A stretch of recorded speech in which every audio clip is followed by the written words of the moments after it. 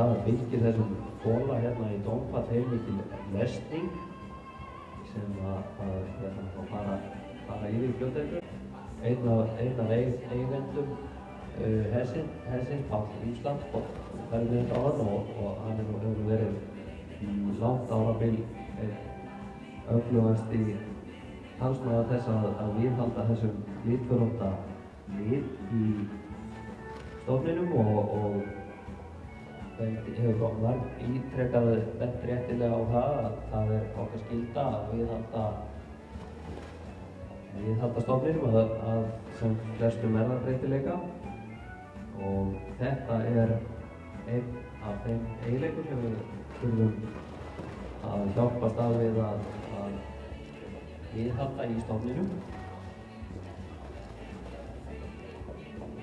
Og það segir hérna eins og ég víti nú í litföróttum fyrstu verðlauna ræktunargripum og verja með því og styrkja þetta fágæta sérkennilega og einstaka litamynstur og viðleitnina til að viðhalda þeirri erfðabreytt í íslenska hrossastofninu.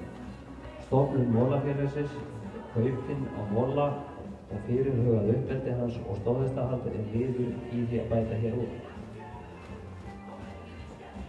Moli efnilegur og vel ættaður hestur og með hæðsta kynbótamat þeirra íslensku litföróttu fola sem nú algengur og þá 28% líkur á klárgengu.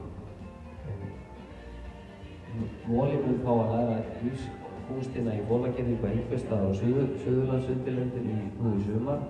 Þá skapnast mönnum möguleiki á að halda úrvalsheysum undir efnilega litförótta fola og leggja þannig bæði góðu málefni lið og efna með sér í fólandrið.